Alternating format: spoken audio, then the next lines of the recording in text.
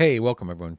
Tom here from Park Avenue Trading, your chief dealer, keeping you sane in these insane markets.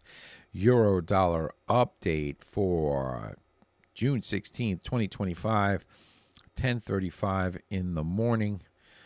Euro dollar showing some strength. Got resistance right at this point right here, 116.34, 116.75 right behind it. As it stands right now, the euro dollar, let's see where we are right here. What has been the high? The high has been 116.14. Okay, so hang on a second here. Right now, as it stands, that's too low. Let's go to an hourly chart.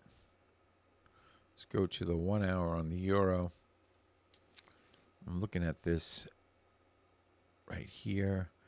Definitely support. Yeah, that's too far away. 115.23. I'm going to go short-term support. 115.65. Right at this low right there. Short-term support needs to hold this, or we could drift lower down to the 115.23 level. It looks like it's going to hold this. It looks like there's a lot of stuff going on that's shifting around in the markets right now. It was like all dollar yen driven. Now it is like dollar yen line, and the euro dollar and the sterling dollar are kind of taking the front seat right now. So the cross, the euro yen cross is quite big, and so is the sterling yen cross. It can't get through 195, say 55 right now. I'll tell you what I did. I basically went short your sterling yen, thinking the cable was going to come off.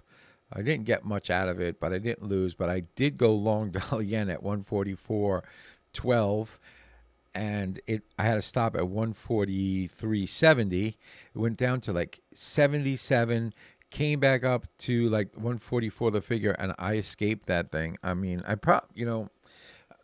it's really choppy. I really have no real good idea what's happening right now. But for you Eurodollar traders, if you're a bull and you didn't get long, you'd probably want to look at the 115.65 level if the market's kind enough to return down to this consolidation. However, the main short-term support's at 115.20, and of course down here at 115 the figure or so. So if I'm looking at this as a standpoint, let's go to a 2-hour chart. Let's go to a 2-hour chart. Let's see where we're at. Okay, so this is the point that needs to break, and it needs to get a hold. It needs to get above this price to potentially attack that 116.74. What I would look for is, if I was using, I would use a longer term time frame. 2 charts, I would go to a 4-hour chart. What I'd want to see on a 4-hour chart would be 2 consecutive higher highs above it. So let me get that out. So let me pin this area right here. That's the point it's got to get over. And what I'd like to see, sometimes you can't wait, but I'd like to see the marketplace actually come up through it, make a higher high, and then on the next bar or candle come up and make another higher high. That would basically confirm that this level should act as support. I mean, we could get a little bit dip of a retrace before it goes back up and attacks that 116, say 75 level, 116.80. So right now we are approaching resistance. It all depends on what happens, above this level. If we can get above this level, if we can't, if the Eurodollar is still in further consolidation, if we can't get through it, I would think that the first level of support that needs to hold is going to be that 115, say 60 level. If it can't hold that, then it's drifting back lower towards that.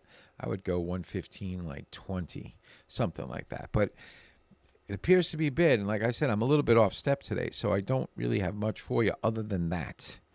other than 115, say 60 support right now, 116.33 resistance, a close above, or 2 consecutive higher highs on a decent time frame would confirm that the euro dollar is truly bid. Main support, is down here at 115, the figure. All right, so if you like what you see, please like and subscribe. Don't forget to go over to Park Avenue Trading and get yourself a free ebook. And also, remember, as a short-term trader, enjoy the party, but dance near the door. Cheers.